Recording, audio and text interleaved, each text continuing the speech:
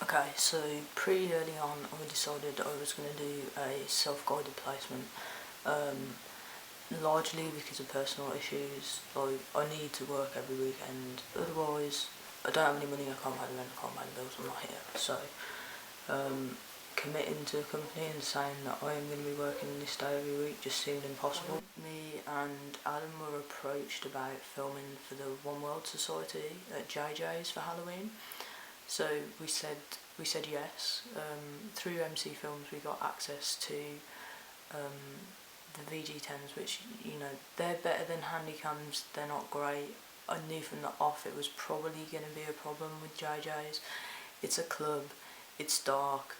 The noise performance on them is not good. The pag lights don't throw out enough light to really make much difference in there. Organisers didn't really have any handle on the technical constraints that we were working with. They wanted it there, we did it. I wasn't happy with it, but it wasn't about what I was happy with, it was about what they expected, and that was a lesson that I had to learn definitely from that. I kind of thought, well, what can I do here with the equipment that I do have access to and the time that I do have free, and I kind of thought, well, music's always been a big passion of mine. Started thinking about that, and eventually I came to the conclusion, like, maybe do a YouTube channel like SBTV, but for acoustic artists instead.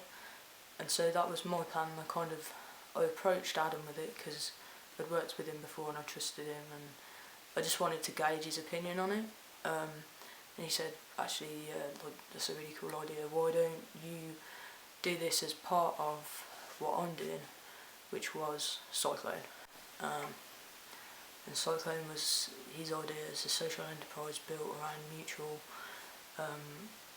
gain from creatives, and it's from creatives, by creatives, for creatives, and there's kind of no one that wouldn't fit into that. It would be like a social network, an online portfolio, and a distribution platform all rolled into one.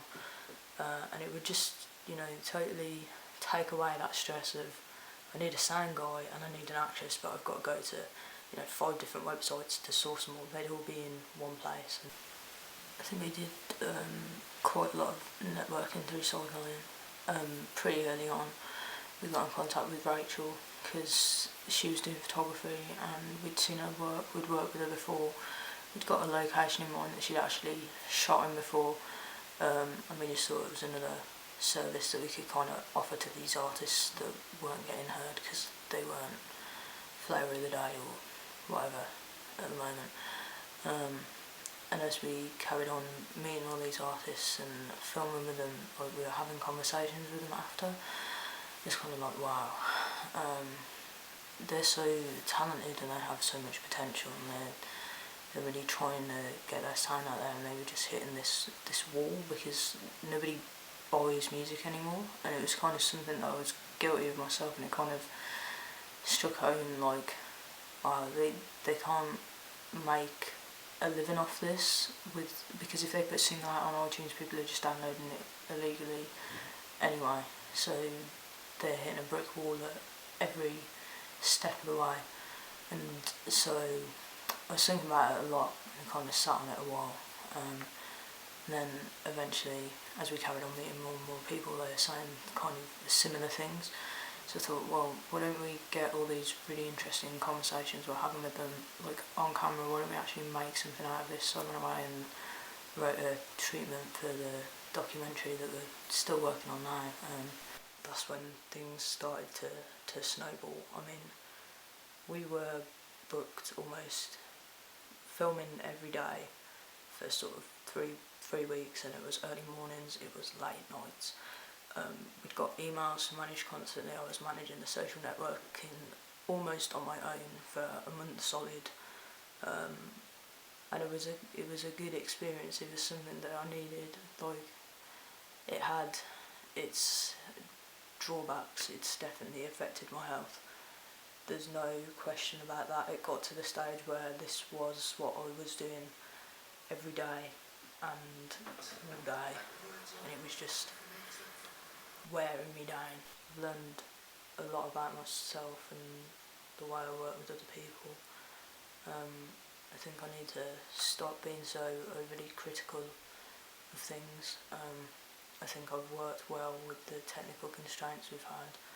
I think my editing skills have been enhanced by this. I think I got a good knowledge of Final Cut Pro anyway, but right at the start of this module I upgraded to Final Cut Pro X, and so I feel like I've had to learn it from scratch almost. It's a totally different piece of software to what we were using before, and the bulk of what we did to start off with was done in Premiere Pro because that's what everyone had access to at uni, so I had to learn that as well, which didn't take too long, and it's it's obviously another thing that I can add to the CV, and it was worth doing it, definitely.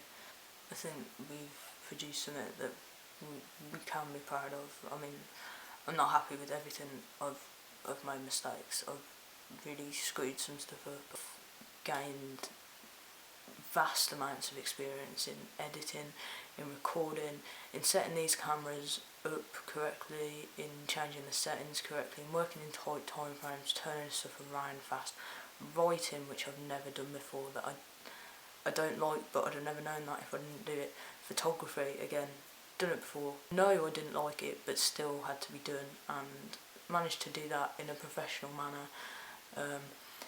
I've got out and I've met so many new people through this that I usually wouldn't talk to or wouldn't mix with, and it's just been a fantastic opportunity in that respect. There's definitely been some hard lessons to learn along the way, about the way I deal with people, about the way I deal with certain situations, and it's been a steep learning curve.